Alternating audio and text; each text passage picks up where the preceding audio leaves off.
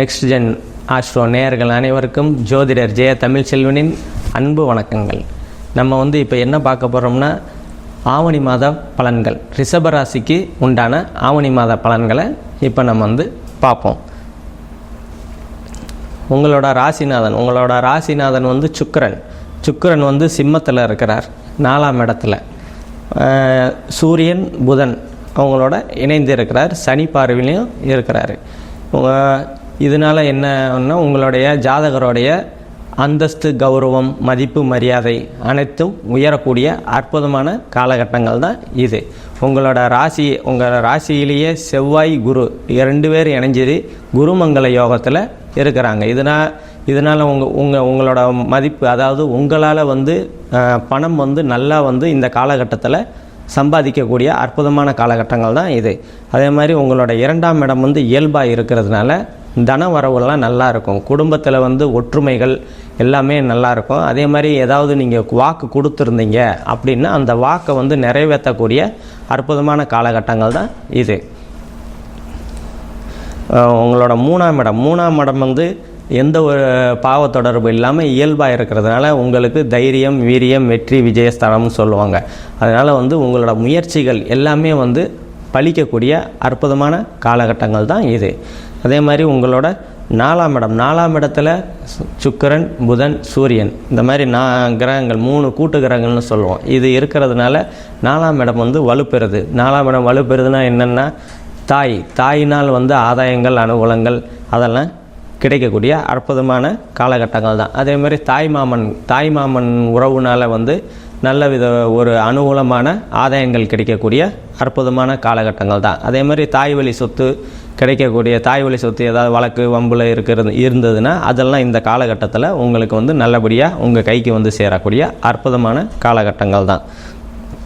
அதே மாதிரி உங்களோட 5ஆம் இடத்துல கேது பகவான் இருக்கிறாரு. கேது பகவான் குரு பார்வையோட இருக்கிறாரு. இதனால் அதாவது உங்களோட குழந்தைகள்னால உங்களுக்கு மதிப்பு, மரியாதையெல்லாம் உயரக்கூடிய அற்புதமான காலகட்டங்கள் தான். குழந்தைங்கள் உங்கள் பேச்சை மீற மாட்டாங்க. அதே மாதிரி நீங்கள் அவங்க மனசை புரிஞ்சிட்டு அவங்க தேவைகளை பூர்த்தி பண்ணக்கூடிய அற்புதமான காலகட்டங்கள் தான் இது. உங்களோட 6ஆம் இடத்துக்கு எந்த ஒரு பாவ தொடர்பும் இல்லை, சுப தொடர்பும் இல்லாமல் இயல்பாக இருக்கிறதுனால 6ஆம் இடம் சத்ரு, வம்பு, வழக்கு, அதாவது கடன், நோய், எதிரி ஸ்தானம்னு சொல்லுவாங்க. அது நல்ல விதமாக, அதாவது பாவ தொடர்பு இருந்தால் தான் அது பிரச்சனையாகும். இது இயல்பாக இருக்கிறதுனால அந்த பிரச்சனைகள்லாம் எதுவும் இருக்காது. ஏற்கனவே இருந்ததுன்னா அது விலகக்கூடிய அற்புதமான காலகட்டங்கள் தான் இது. அதே மாதிரி வேலை மாற்றம், வேறு வேலைக்கு மாற்றணும் அப்படின்னா இந்த காலகட்டத்தில் நீங்கள் தாராளமாக பண்ணலாம். அதே மாதிரி உங்களோட 7ஆம் இடத்தை குரு பார்க்குறாரு. அதே மாதிரி செவ்வாய் தனது 7ஆம் பார்வையாக பார்க்குறாரு. சனி தனது 10ஆம் பார்வையாக பார்க்குறாரு. இதனால் 7ஆம் இடம் கலத்திரஸ்தானம்னு சொல்லுவோம். அதனால் கணவன் மனைவிக்கிடையே சிறு பிரச்சனைகள்லாம் வந்துட்டு விலகக்கூடிய காலகட்டங்கள் தான். ஏன்னா சனி செவ்வாய் பார்க்குறாங்க, அதனால் பிரச்சனை வரும். குருவும் பார்க்குறாரு, அதனால் அந்த பிரச்சனைகள் சால்வ் ஆகிடும்.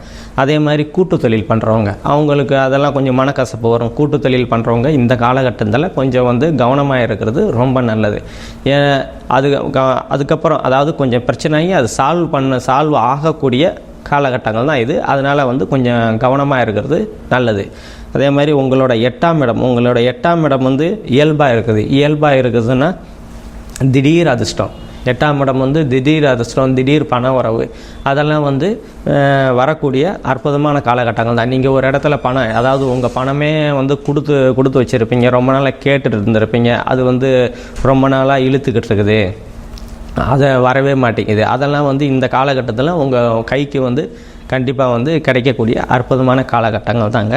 அதே மாதிரி உங்களோட 9ஆம் இடத்தை குரு பார்வை இருக்கிறதுனால தந்தையில் ஏதாவது தந்தைக்கு உடம்பு பிரச்சனையாக இருந்தது போன மாதம் வரைக்கும் அப்படின்னு இருந்ததெல்லாம் இந்த மாதம் சரியாயிடும். அதான் தந்தையால் அனுகூலங்கள், ஆதாயங்கள்லாம் உங்களுக்கு இந்த மாதம் நல்லாவே இருக்குங்க. அதே மாதிரி தந்தை வழி சொத்து ஏதாவது கேஸில் இருக்குது, வம்பு வழக்கில் இருக்குதுன்னா அதெல்லாம் உங்களுக்கு கையில் கிடைக்கக்கூடிய அற்புதமான காலகட்டங்கள் தான் இது உங்களுக்கு. அதே மாதிரி 10ஆம் இடம், 10ஆம் இடத்துல வந்து தொழில் ஸ்தானம் சொல்லுவாங்க. 10ஆம் இடத்து தொழில் ஸ்தானத்தில் சனி பகவான் இருக்கிறதுனால கடந்த ஒரு 2 வருஷமாகவே உங்களுக்கு வந்து தொழில் வந்து கொஞ்சம் மந்தமாக தான் போய்கிட்டு இருக்குது.